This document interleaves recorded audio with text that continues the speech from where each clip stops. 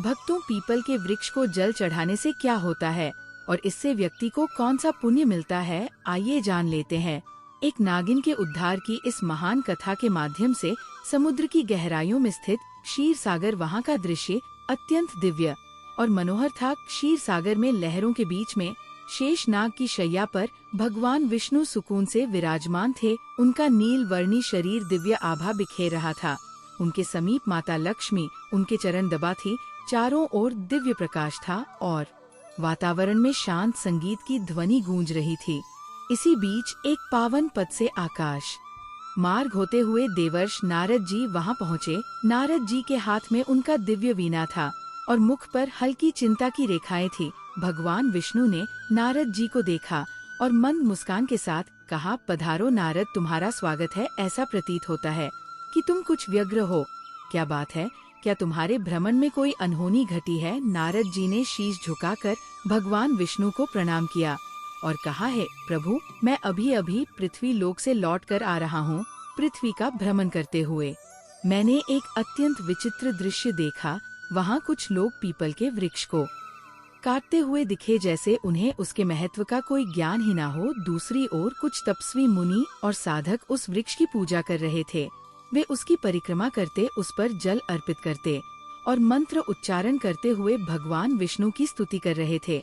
लेकिन दोस्तों, अगर आप भी चाहते हैं कि आपके ऊपर और आपके पूरे परिवार के ऊपर माता लक्ष्मी का आशीर्वाद सदैव बना रहे, तो इस वीडियो को एक लाइक करें और आपके अपने चैनल अद्भुत वास्तु ज्ञान को सब्सक्राइब करें और कमेंट बॉक्स में जय माता लक्ष्मी लिखना ना भूले हैं। प्रभु, इस विरोधाभास को देखकर मेरे मन में एक जिज्ञासा उत्पन्न हुई है। पीपल का वृक्ष आखिर इतना पवित्र क्यों माना जाता है? कुछ लोग इसकी पूजा करते हैं, जबकि कुछ अज्ञानवश इसे काट का पाप कर बैठते हैं। कृपा करके मुझे इसका रहस्य समझाइए ताकि मैं इस ज्ञान को दुनिया में फैला सकूं। भगवान विष्णु ने मुस्कुराते हुए नारद से कहा है, नारद, तुम्हारा प्रश्न बहुत ही महत्वपूर्ण है। पीपल का वृक्ष कोई साधारण वृक्ष नहीं है। यह स्वयं मेरे स्वरूप का प्रतीक है। ये देवताओं का निवास स्थान माना जाता है और इसकी पूजा करने से मनुष्य के सारे पाप नष्ट हो जाते हैं। साथ ही उसे मोक्ष की प्राप्ति भी होती है। मैं तुम्हें पीपल के महत्व से जुड़ी एक कथा सुनाता हूँ, जिससे ये स्पष्ट हो जाएगा कि ये वृक्ष इतना पवित्र क्यों है और इसकी पूजा क्यों करनी चाहिए। सुनो, इस कथा का केवल वर्णन और श्रवण ही मनुष्य के लिए पुण्यकारी होता है। जो भी इस कथा को श्रद्धा और भक्ति के साथ सुनता या सुनाता है, उसे अनगिनत पुण्य प्राप्त होते हैं। इतना ही नहीं, इस कथा को सुनने से जन्मांतर के संचित पाप भी नष्ट हो जाते हैं। चाहे किसी ने अज्ञानवश कितना भी बड़ा पाप क्यों ना किया हो, इस कथा के श्रवण से उसे उन पापों से मुक्ति मिल जाती है। जो व्यक्ति श्रद्धा से इस कथा को सुनता है, उसे अपने पितरों का आशीर्वाद प्राप्त होता है। इस वृक्ष के नीचे बैठकर पूजा करने और इसकी परिक्रमा करने से भी अपार पुण्य फल मिलता है। इसलिए है नारद, जो भी इस वृक्ष की महिमा को समझे, उसे कभी भी इसे काटने जैसा पाप नहीं करना चाहिए, बल्कि सच्ची श्रद्धा से इसकी पूजा करनी चाहिए। उसके पूर्वज संतुष्ट होते हैं और उसे सुख, समृद्धि और शांति का वरदान देते हैं। इसके फल स्वरूप पितरों के अरण समाप्त होते हैं और उनके मार्ग में आने वाली बाधाएं दूर होती है। इस कथा को सुनने वाला व्यक्ति अपने घर में दुर्भाग्य, दरिद्रता और कष्टों को दूर करता है। उसके परिवार में सुख, समृद्धि और लक्ष्मी का वास होता है। उसका जीवन सदा मंगलमय रहता है। यदि किसी स्त्री पुरुष को संतान सुख की प्राप्ति में बाधा हो रही हो, तो वह इस कथा को श्रवण करके पीपल के वृक्ष की पूजा करें। उसे संतान सुख की प्राप्ति अवश्य होती है। नारद जी ने आनंद और जिज्ञासा से कहा, प्रभु, मैं ध्यान पूर्वक सुन रहा हूँ, कृपया इस कथा का वर्णन कीजिए। भगवान विष्णु ने कहा है, नारद, पूर्व काल की बात है। एक अत्यंत गरीब व्यक्ति रहता था, जिसका नाम हरिदास था। हरिदास ईमानदार और परिश्रमी था, लेकिन उसका जीवन अत्यंत कठिनाइयों से भरा हुआ था। वो जंगल से लकड़ियां काटकर उन्हें बेचता और जैसे तैसे अपने परिवार का भरण पोषण करता था।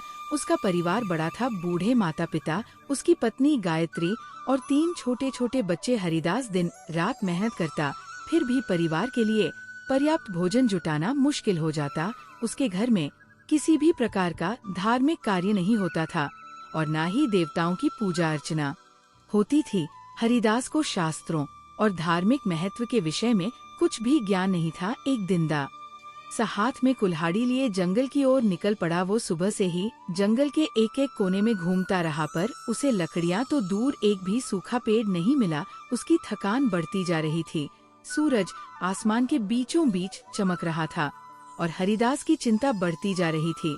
अगर वह आज लकड़ियां नहीं ला पाया तो घर का चूल्हा नहीं जलेगा। भूख और प्यास से परेशान होकर वो जंगल में और आगे बढ़ता गया। जंगल का ये हिस्सा बहुत डरावना था। ऊंचे ऊंचे पेड़, घनी बेलें और झाड़ियां इतनी घनी थी कि सूरज की रोशनी भी मुश्किल से ही जमीन तक पहुंच पाती थी। जगह गए सांप, बिच्छू और दूसरे खतरनाक जानवर घूमते नजर आ रहे थे, लेकिन हरिदास की मजबूरी उसे और आगे खींचे जा रही थी। काफी देर तक भटकने के बाद अचानक उसकी नजर एक बहुत बड़े और घने पेड़ पर पड़ी। यह कोई आम पेड़ नहीं था। इसके चारों ओर एक अजीब सी रोशनी फैली हुई थी। इसकी शाखाएं आसमान तक जा रही थी और जड़ें इतनी मजबूत थी कि मानो धरती को कसकर पकड़ रखा हो। यह एक पीपल का पेड़ था। हरिदास ने मन ही मन सोचा, क्या गजब का पेड़ है, अगर इसकी कुछ टहनियां काट लूं तो आज का काम बन जाएगा। यह सोचकर उसने अपनी कुल्हाड़ी को कसक पकड़ा और पेड़ के पास पहुंच गया। पेड़ के नीचे खड़े होकर उसने इधर उधर देखा, फिर कुल्हाड़ी उठाई और जैसे ही वार करने वाला था तभी अचानक एक डरावनी आवाज गूंज उठी। ये आवाज किसी औरत की लग रही थी। है मनुष्य, ठहरो, तुम क्या अनर्थ करने जा रहे हो? हरिदास चौंक गया। उसने इधर उधर देखा लेकिन कोई नजर नहीं आया। तभी अचानक पेड़ के तने के पास से एक विशाल काले रंग का सांप प्रकट हुआ। उसकी आंखें आग की तरह जल रही थी, मानो उनके भीतर कोई ज्वाला धधक रही हो। हरिदास भयभीत होकर पीछे हट गया। सर्प धीरे धीरे उसके सामने आकार लेने लगा। वह अब सर्प नहीं बल्कि एक सुंदर स्त्री का स्वरूप धारण कर चुका था। यह कोई साधारण स्त्री नहीं थी बल्कि एक नाग कन्या थी। उसका चेहरा तेजस्वी था और उसकी आंखों में अपार रहस्य झलक रहा था। फिर नाग कन्या ने गंभीर स्वर में कहा, है मनुष्य, तुम ये पवित्र पीपल का वृक्ष काटने जा रहे थे। क्या तुम्हें इसका ज्ञान नहीं कि पीपल के वृक्ष में देवताओं का वास होता है? इसे काटने से तुम्हें महान पाप लगेगा। हरिदास की सांसें तेज हो गई। वह भयभीत होकर कांपते स्वर में बोला, है देवदेव, आप कौन है और मुझसे मनुष्य की वाणी में बात कैसे कर रही है? मैंने तो ऐसा कुछ कभी सुना भी नहीं था। कृपया मुझे बताइए कि आप कौन हैं और ये वृक्ष क्यों इतना विशेष है? ना कन्या मुस्कुराई और बोली, है मनुष्य, मैं इस पीपल के वृक्ष की रक्षक हूँ। मेरा नाम नागिनी सुरसा है। ये वृक्ष मेरे लिए बहुत प्रिय है क्योंकि इसी वृक्ष में मेरा वास है और ये है, परंतु इस वृक्ष के साथ मेरा ये जुड़ाव केवल इस जन्म का नहीं है बल्कि ये एक पुरानी कथा का परिणाम है। सुनो, मैं तुम्हें अपने पूर्व जन्म की कथा सुनाती हूँ। ये कहते हुए नाग कन्या सुरसा का चेहरा गंभीर हो गया। उसकी आंखों में अतीत का एक गहरा रहस्य चमक उठा। हरिदास विस्मय और जिज्ञासा से उसकी ओर देखने लगा क्योंकि ये सब उसके लिए अत्यंत अद्भुत और विचित्र था। नाग कन्या ने अपना वृतांत आरंभ किया। नाग कन्या ने गहरी सांस ली और हरिदास की ओर देखते हुए कहा, है मनुष्य, पिछले जन्म में मेरा नाम सुमति था। मैं एक प्रतिष्ठित वैश्य परिवार में जन्मी थी। मेरे पिता एक बहुत धनवान व्यापारी थे और जब मेरा विवाह हुआ तो उन्होंने इसे बड़े धूमधाम से संपन्न किया। मेरा विवाह एक बहुत ही सज्जन, धार्मिक और ज्ञानी वैश्य पुत्र से हुआ जिनका नाम धर्मपाल था। वे अनाज के बड़े व्यापारी थे, लेकिन उनका जीवन बहुत ही सादा और धर्म कर्म में लीन रहने वाला था। लेकिन मैं उनसे बिल्कुल अलग थी। मेरा स्वभाव स्वार्थी और अहंकारी था। मुझे ना तो अपने पति के गुणों की कद्र थी और न ही धर्म कर्म में कोई रुचि थी। मैं देवी देवताओं की पूजा को व्यर्थ समझती थी और मेरा मन केवल सांसारिक सुखों और धन दौलत में ही लगा रहता। मेरे पति हमेशा समझाते कि हमें जीवन में अच्छे कर्म करने चाहिए, देवताओं की पूजा करनी चाहिए, लेकिन मैं उनकी बातों को हंसी में टाल देती थी। हमारे गांव के पास एक मुनि का आश्रम था जो बहुत ही शांत, पवित्र और प्रकृति की गोद में बसा हुआ था। वहाँ का वातावरण इतना निर्मल और दिव्य था कि वहाँ पहुँचते ही मन को असीम शांति का अनुभव होता था। मुनि ने अपने आश्रम के आंगन में एक छोटा सा पीपल का पेड़ लगाया था। गांव के लोग वहाँ रोज पूजा करने आते, पीपल के चारों ओर दीप जलाते, जल चढ़ाते और उसकी परिक्रमा करते उनका विश्वास था कि इस वृक्ष में स्वयं भगवान विष्णु का वास है और इसकी पूजा करने से उनके पितर प्रसन्न होते हैं।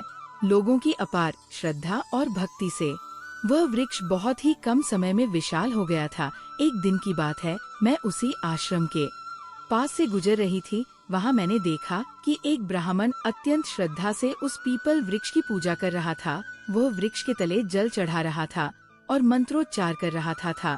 यह दृश्य देखकर मैं ठहाका मारकर हंसने लगी और कटु स्वर में कहा, अरे ब्राह्मण, तुम मूर्खों की तरह इस वृक्ष की पूजा क्यों कर रहे हो? ये तो केवल एक पेड़ है, ना फल देता है ना फूल। क्या ये पेड़ किसी काम का भी है? ये व्यर्थ का ढोंग है। तुम्हारी पूजा का कोई लाभ नहीं है। मेरे शब्द सुनकर वह ब्राह्मण अत्यंत शांत भाव से मेरी ओर देखता रहा। फिर वह गंभीर स्वर में बोला, है देवी, तुम्हारा अज्ञान ही तुम्हारे इस व्यवहार का कारण है। क्या तुम्हें तो नहीं कि ये पीपल का वृक्ष मात्र एक साधारण वृक्ष नहीं है। इस वृक्ष में स्वयं भगवान विष्णु का वास होता है। ये जीवित है और अत्यंत पवित्र है। इसकी पूजा करने से भगवान विष्णु प्रसन्न होते हैं। इसके तले जल चढ़ाने से पितरों का आशीर्वाद प्राप्त होता है। अनेक जन्मों के पाप इस वृक्ष की पूजा से समाप्त हो जाते हैं। ये वृक्ष मानव जीवन के लिए वरदान स्वरूप है। उस ब्राह्मण की बातों ने मेरे अहंकार को और भड़का दिया। मैंने कटु शब्दों में उसका और उस वृक्ष का उपहास किया। मैं क्रोध में आकर उस वृक्ष के पास पहुंची और व्यंग्यपूर्ण स्वर में कहा, देखते हैं तुम्हारा ये वृक्ष कितना महान है।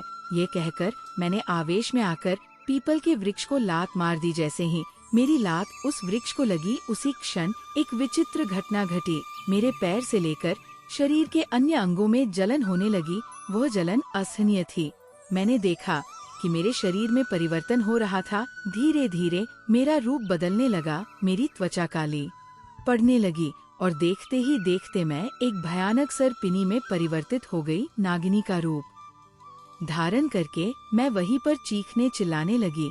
मेरी चीख पुकार सुनकर आश्रम के मुनि वहां आ गए। मैं उनके चरणों में गिर पड़ी और रोते हुए अपनी व्यथा मैंने उनसे विनती की कि मुझे इस श्राप से मुक्ति दिलाएं। मुनि गंभीर स्वर में बोले, है स्त्री, तुमने घोर पाप किया है।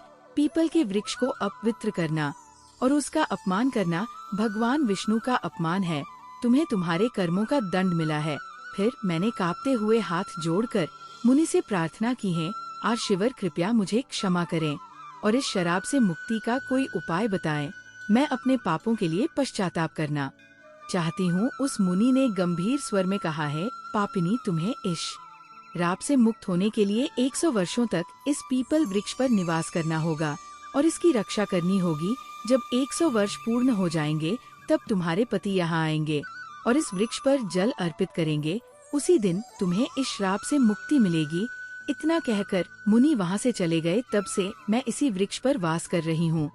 यह वृक्ष दिनोंदिन बढ़ता गया और मैं दिन रात इसकी रक्षा करती हूँ ताकि कोई इसे हानि ना पहुँचा सके। आज मेरे 100 वर्ष पूरे हो चुके हैं। मैं प्रतीक्षा कर रही हूँ कि मेरे पति धर्मपाल यहाँ आए और इस वृक्ष पर जल अर्पित करें, तभी मुझे इस सर्प योनि से मुक्ति मिलेगी। ये कहते हुए नाग कन्या की आंखों में आंसू आ गए। उसकी आवाज में पीड़ा और पश्चाताप स्पष्ट झलक रहा था। हरिदास ये सब सुनकर अवाक रह गया। वह समझ नहीं पा रहा था कि जो कुछ उसने सुना वह सपना था या सच्चाई। उसके हृदय में भय और श्रद्धा का संचार हो रहा था। नाग कन्या की करुणामय कथा सुनकर हरिदास स्तब्ध रह गया। उसकी आंखों में आश्चर्य और अविश्वास के भाव तैरने लगे। उसे ये बात समझ में नहीं आ रही थी कि वो स्वयं इस घटना से किस प्रकार जुड़ा हुआ था। तभी एक दिव्य तेज से आश्रम के मुनि व प्रकट हुए। उनका स्वर गंभीर और आशीर्वाद से भरा हुआ था। मुनि ने हरिदास की ओर देखते हुए कहा है, हरिदास, ये सब तुम्हारे पूर्व जन्म के कर्मों का ही परिणाम है। क्या तुम जानना चाहते हो कि तुम इस नाग कन्या के जीवन में क्या स्थान रखते हो? हरिदास ने विस्मय से मुनि की ओर देखा और कांपते स्वर में कहा है, आज शिवर कृपया मुझ पर कृपा करें और मेरे जन्मों के रहस्य का ज्ञान ना दे। ये सब क्या हो रहा है?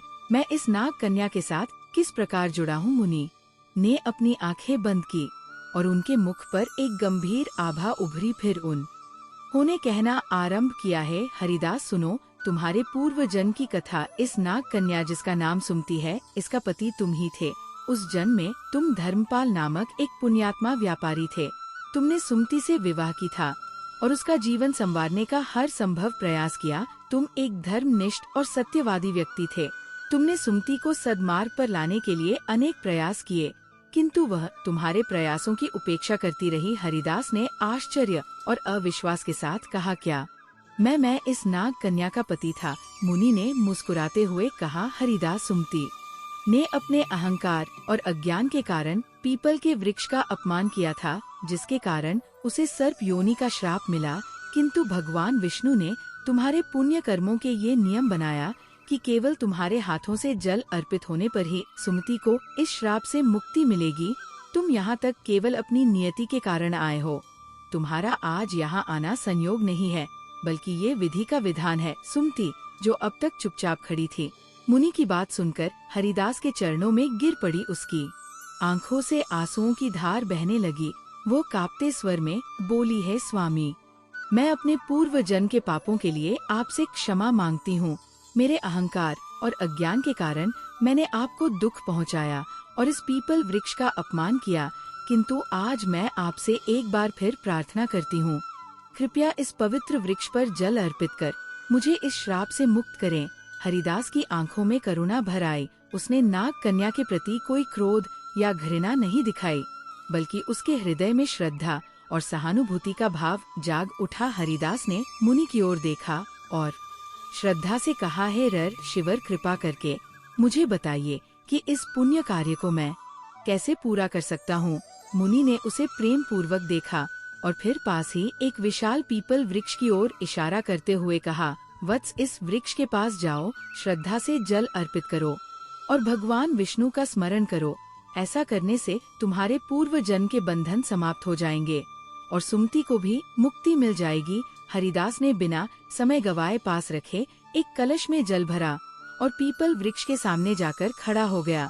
उसने आंखें बंद की, मन ही मन भगवान विष्णु का ध्यान किया और फिर श्रद्धा से जल अर्पित करने लगा। जैसे ही जल की धार पीपल के जड़ों तक पहुंची, वहां एक अद्भुत घटना घटी। अचानक पीपल वृक्ष के नीचे एक दिव्य प्रकाश फैलने लगा। उसी क्षण वहां बैठी नाग कन्या का सर्प रूप धीरे धीरे समाप्त होने लगा और उसके स्थान पर एक अत्यंत सुंदर तेजस्वी स्त्री प्रकट हुई। उसका चेहरा चमक रहा था मानो वो स्वयं कोई देवी हो।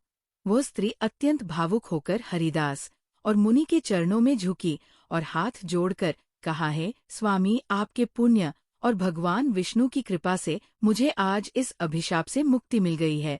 मैं आपके प्रति अत्यंत कृतज्ञ हूँ। आपने न केवल मेरे पापों का प्रायश्चित करवाया, बल्कि मुझे मोक्ष के मार्ग पर भी ले आए। मुनि ने आशीर्वाद देते हुए कहा, है सुमत, अब तुम स्वर्ग लोक को प्रस्थान करो।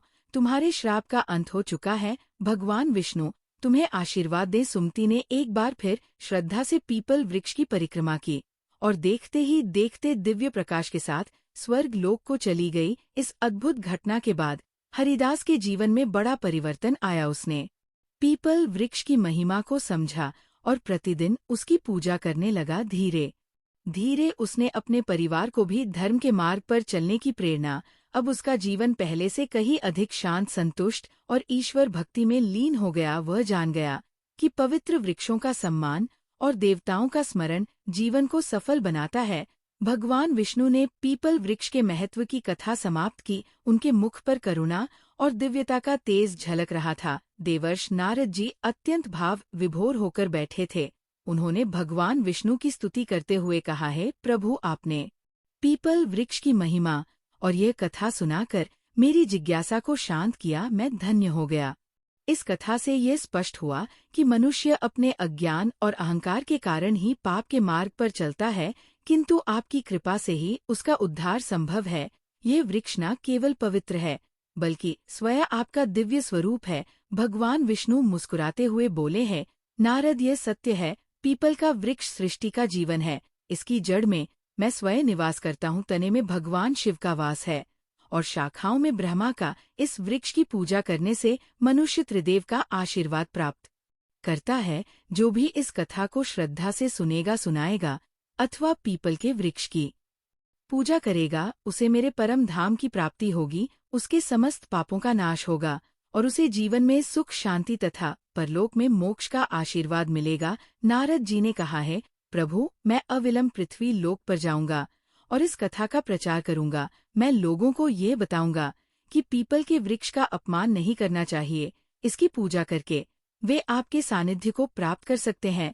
तो दोस्तों, इस प्रकार से भगवान विष्णु ने नारद जी को पीपल के वृक्ष की महिमा सुनाई है। हमारे प्रिय दर्शकों, ये तमाम जानकारी जन रुचि को ध्यान में रख कर दी जा रही है। ज्योतिष और धर्म के उपाय को अपनी आस्था और विश्वास पर आजमाएं। इस संदर्भ में हम किसी भी प्रकार का कोई दावा नहीं करते हैं। अगर आपको ये जानकारी पसंद आई हो तो इस वीडियो को एक लाइक जरूर करें और कमेंट बॉक्स में सच्चे मन और सच्चे हृदय से जय माता लक्ष्मी जरूर लिखें। जय श्री राम दोस्तों।